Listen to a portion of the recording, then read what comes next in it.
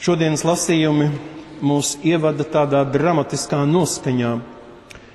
Miroņu kaulu ainava pravieša Ecēhiela priekšā, kas liekas der tikai kādas modernas filmas ilustrācijai. Pāvila vārdi romiešiem par nāvi un naidu, kas nāk no miesas cilvēka un nevar patikt Dievam.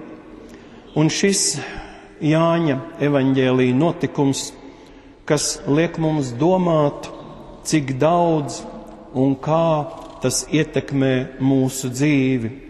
Ja godīgi, tad pirmais jautājums tomēr ir, kā tas varēja notikt. Par Lācara uzcelšanu raksta tikai Jāņa evaņģēlijs. Un, lai tam rastu skaidrojumu, vispirms ir jāņem vērā, ka šis evaņģēlijs ir radies vēlāk par pirmajiem 3 sinoptiskajiem. Otkārt, visos evaņģēlijos katrā dziedināšanas gadījumā tiek uzdoti daudz jautājumu. Tos uzdod valdošās šķiras pārstāvji, dziedinātos pat sauc pie tiesas, lai iztaujātu, vai patiešām ir noticis, kā visi stāsta, un tad paziņo, ka neskatoties uz iznākumu, dziedināts ir sabatā, jo tas notiek parasti pie sinagogas, kur iznāk cilvēki pēc svētrīta, un tādēļ šī dziedināšana nav ņemama vērā, bet dziedinātājs Jēzus ir jāsoda. Pirmajos evaņģēlijos autori ļoti uzkrītoši izvairās pieminēt šo ciemu Betānija pat vārdā. Lūka par Marijas un Martas māju saka, ka tā atradās vienā ciemā. Kaut vēlāk piemin Betānijas vārdu, tā tad zina, tiek slēpta tieši šī māja. Matejs savukārt, stāstot par to, kā Marija svaida Jēzu ar dārgo eļļu, kas ir zīme viņa drīzajai nāvei, šo māju sauc par spitālīgā sīmaņa namu. Tieši tāpat to dara arī Marks.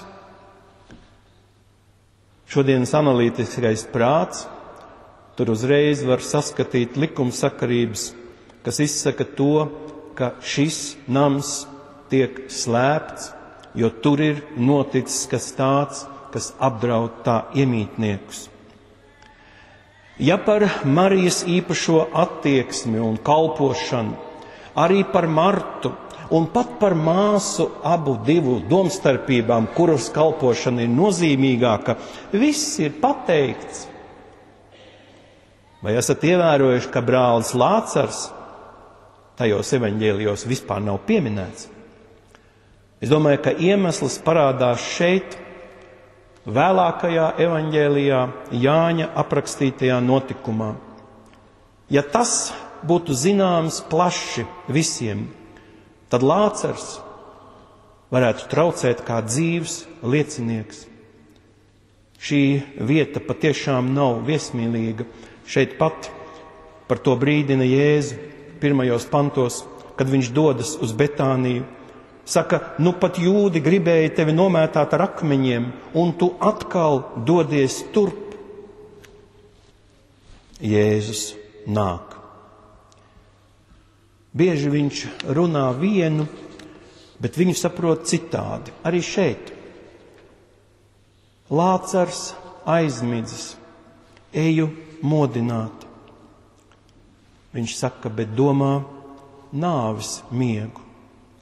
Arī par Jaira meitiņu Jēzus saka aizmigusi.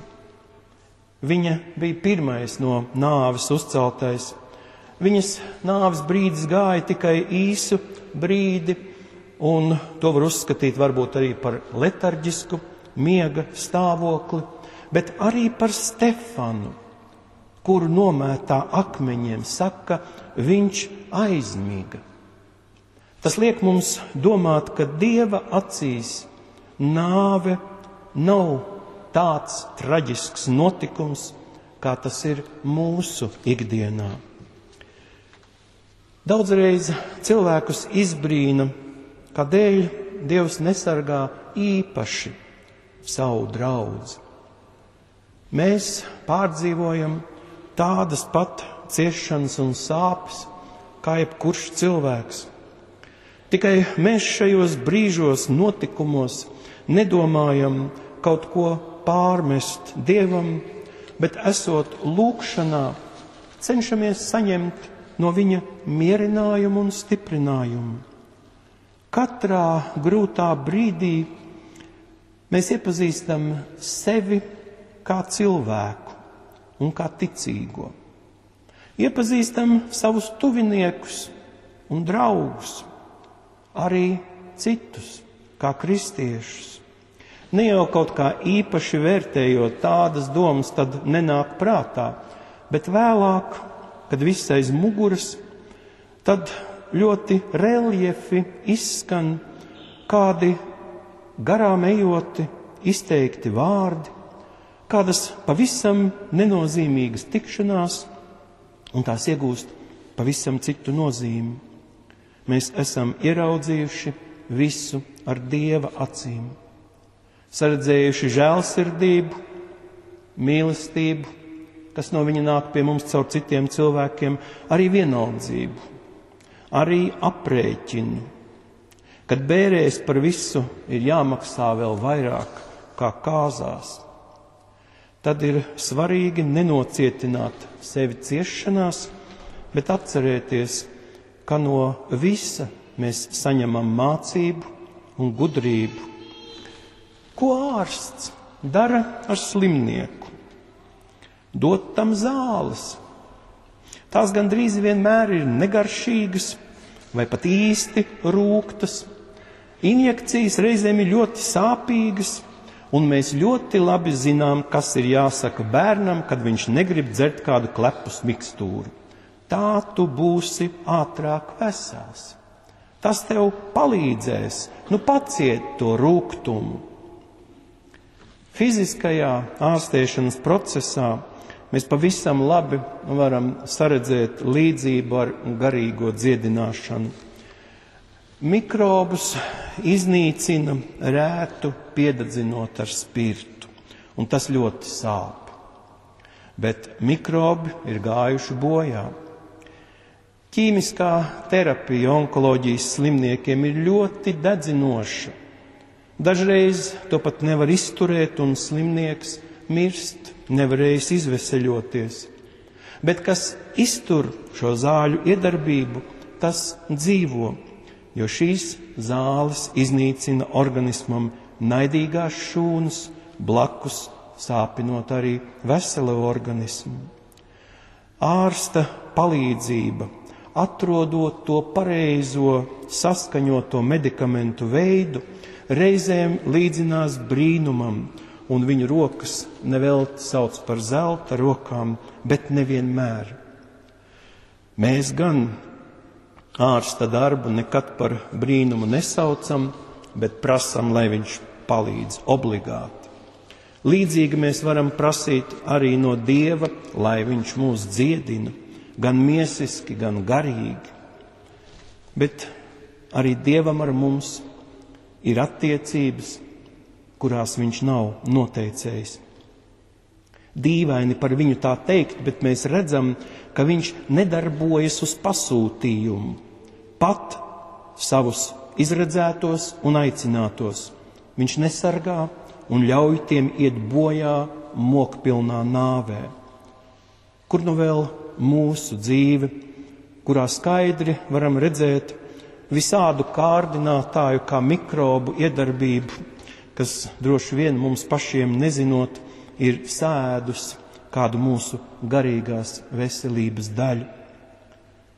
Mēs katrā dievkalpojumā atkārtojam vārdus domās, vārdos un darbos, jo tas ir tas ceļš, kā pie mums iezogas slimība, pavisam nemanāmi.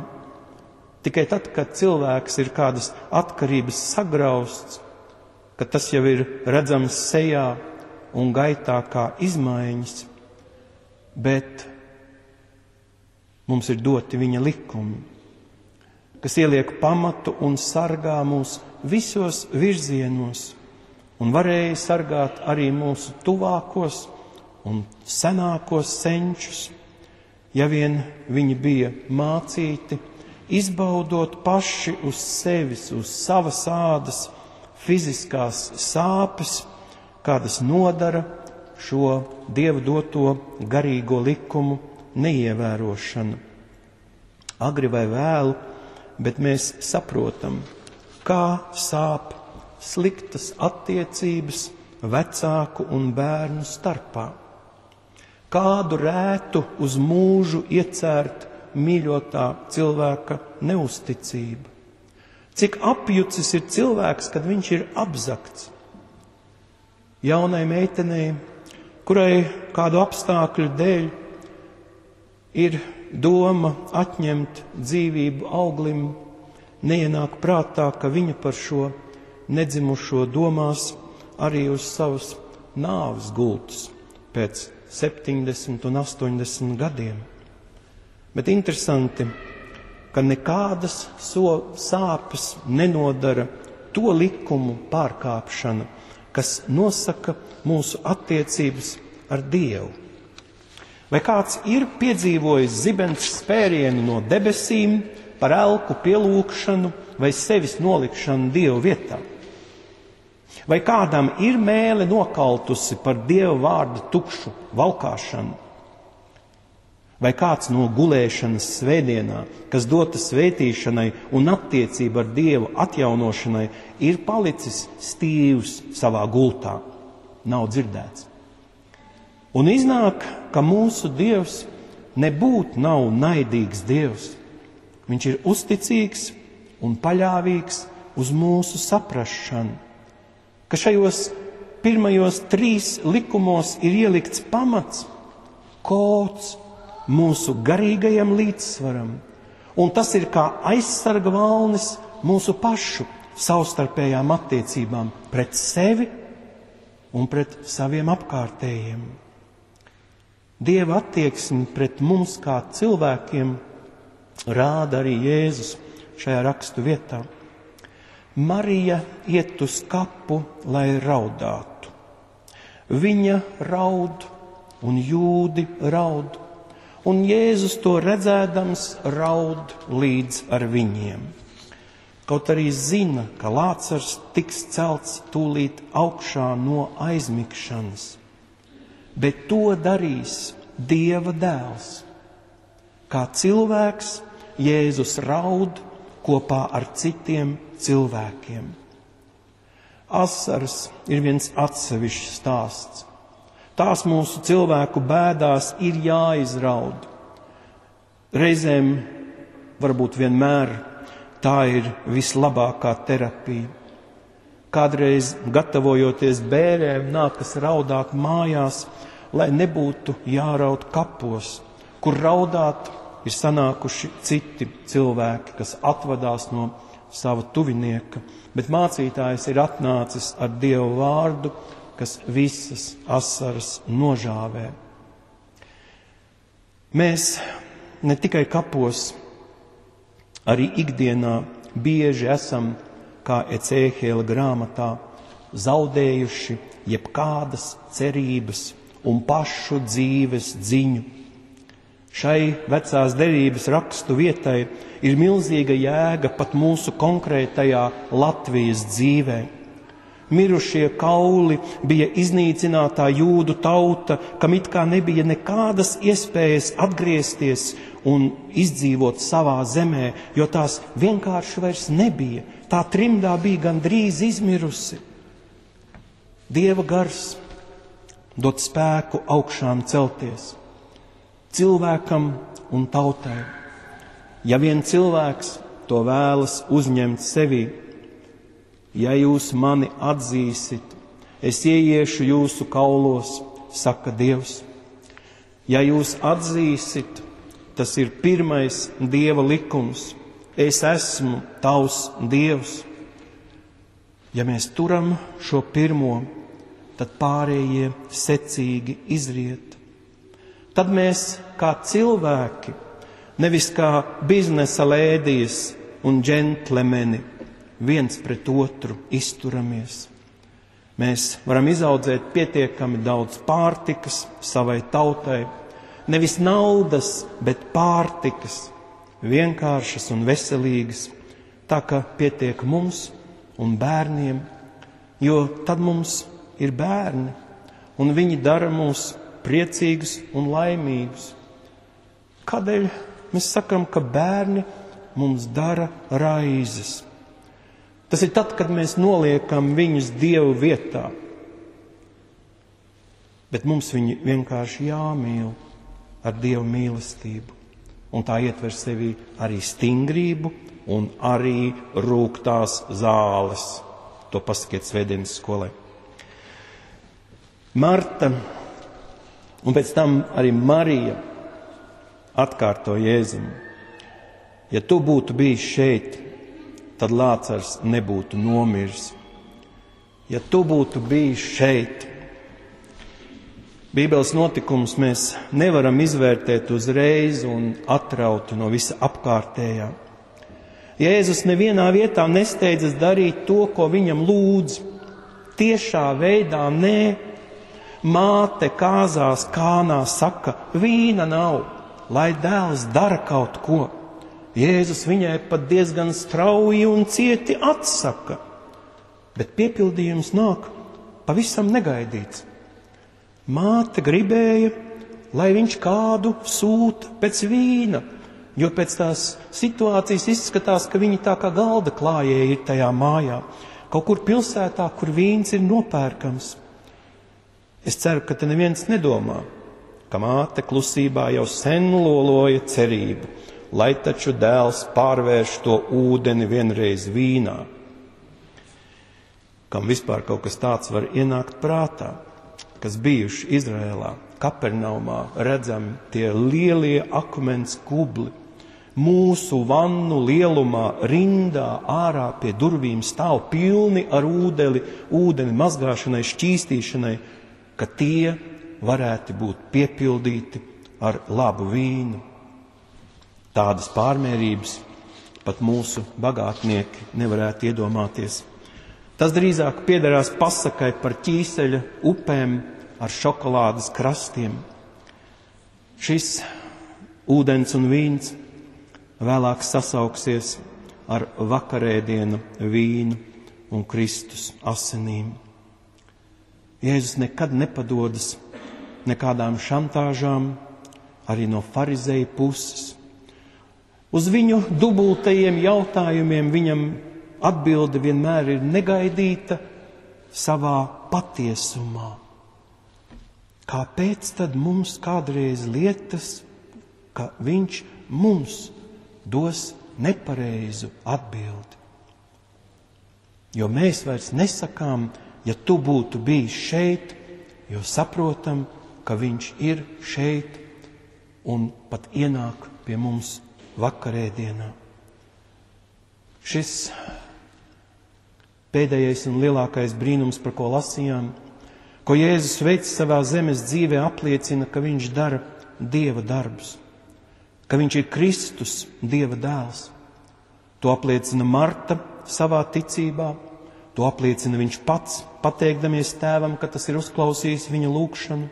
Tā ir ticība Dieva varenībai. Vai es tev nesacīju, ja vien tu ticēsi, Jēzus saka Marijai. Bet viņa nezin vai var saprast, kāpēc Jēzus, viņas skolotājs, pēkšņi ir augšām celšanās un dzīvība. Un tad mēs saprotam, ka šie vārdi ir vērsti uz nākotni, uz mums. Tie ir jāstiprina mūsu ticība bēdās un pārbaudījumos. Pati Lācara augšām celšana bija tas nepieciešamais posms, lai mācekļi un šīs pašas sievas, kas lieldienu rītā būs pie kapa pirmās, būtu gatavas viņu saprast, kur ir palikušas Jēzus miesas. Lācars iznāk ar visiem apsējiem, Jēzus kapā apsēji paliks nolikti malā. Sievietēm ir jāpieredz šī Lācara augšām celšanās, lai viņas pie Jēzus kapa uztrauktos, bītos, bet nesajuktu prātā un noticētu. Jūdu ģimenei ir atdots Lācars, kuru viņi sargā un nevienam par viņa māju neatklāja. Mums ir dota cerība un pārliecība, kā Pāvils saka, jūsos mājo tā gars, kas Jēzu uzmodinājis no miroņiem. Tad viņš, kas Kristu Jēzu uzmodinājis no miroņiem, arī jūsu mirstīgās miesas darīs dzīves ar savu garu, kas ir jūsos. Jēzus pavēle, Lācar nāc ārā, skan kā balss no citas pasaules. Tā ieiet mirušo pasaulē, un mirušie viņu dzird. Kas gan viņš ir, ka viņu dzird un paklausa mirušie, tāpat kā dzīvie? Vai mēs šo atbildi neesam aizmirsuši? Kas ir tas, kura vārds pieceļ cilvēkus tā kā aizmigušus un dara dzīvus? Āmen.